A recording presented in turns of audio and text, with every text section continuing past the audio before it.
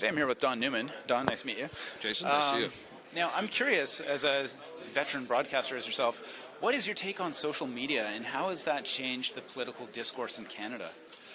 Well, it has a change. I'm still trying to figure out whether it's a good change or a bad change. There's no doubt it is a change. It adds another dimension to, I guess, citizen participation. On that level, it's probably very good. The problem with it is that a lot of it has been co-opted by the political parties, and but it's nameless.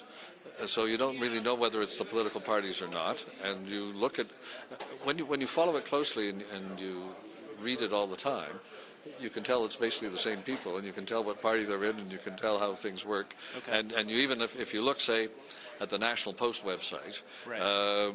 A lot of people who enjoy reading the National Post share its conservative views, and they tend to be very supportive of the Conservatives and attack anybody who isn't a Conservative. If you read the Toronto Star website, it's the other way around. People like the Liberals, and they attack the Conservatives. So I'm not entirely sure what the value of that is, except it gets people to vent a bit, I guess, on what they want to say.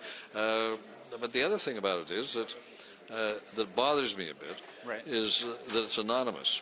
When you write a letter to the National Post, you have to sign your name on it, and then they check and see, are you really Jason, and do you live where you said you were, or are you just Right. someone using your name? Where if you want to send a blog or an email, you just say, smart guy or something, or smart guy, and nobody knows. But there's no doubt it has changed, and even the party blogs that are political blogs. It has really speeded up the interchange, but it may be more heat than light. I'm not sure that people reflect the same way that they did. I guess we have to get our thought processes going faster so that we can keep up with the speed of the technology. In a sense, since social media has made every citizen a journalist in some respects, what are the differences that you see between somebody who went to journalism school, is trained in the discipline? What is the difference in material that they're putting out? Well, there's really two differences. One is that there is a training that goes with being a journalist, and there is and it depends upon the journalist and on where the journalist is working. But there are controls over it. There's certainly an editing process for journalists, and there is a legal responsibility to not libel people or, in other ways, break the law. So you have to work within a sort of framework. Okay. When you are just writing, you can write anything you want. It's not checked. You don't have to. People don't know if the facts are accurate. It doesn't go through an editor, so you can say more or less anything you want. And if you're not putting your real name on it, it's very hard to track you down and sue you if you libel someone. So it's not really journalism at all, and I don't think it should be confused with journalism. Okay. Now, this is interesting because how are the traditional journalists transitioning into this new world where ad revenue and it's basically hard to come by? The models are changing. Yeah. How are they going to make that successful transition? Well, Jason, if you and I can figure that out, we'll make an awful lot of money because, people don't know. There's pay for usage. That's kind of tough, and not everybody charges. So, for instance, the New York Times is going to move into a pay for usage model next year.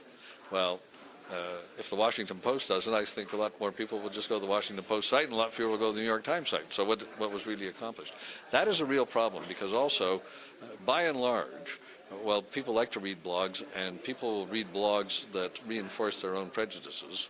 In other words, conservatives read conservative blogs, liberals read liberal blogs.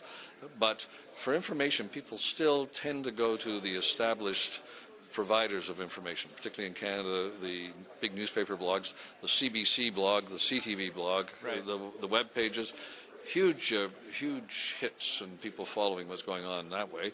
And they know there are the journalistic controls, and it's not made up. It's presented maybe the way it is on the various newspapers, but there's still an editorial process, and there's some value to what's there. Right. But gathering all that news costs money, and the traditional vehicles, as you were pointing out, are losing revenue, and many of them are facing serious economic problems, and nobody has been able to successfully yet monetize what goes on the internet. And so I think we run a real risk of losing, and we are already to some degree losing, the capability for investigative journalism and the things that cost a lot of money for newspapers and TV stations to do. Right. And we will not be well served by that if that happens. Interesting. Thank you very much for your thoughts on that, Don. Jason, my Enjoy pleasure. the rest of your conference. Thank you.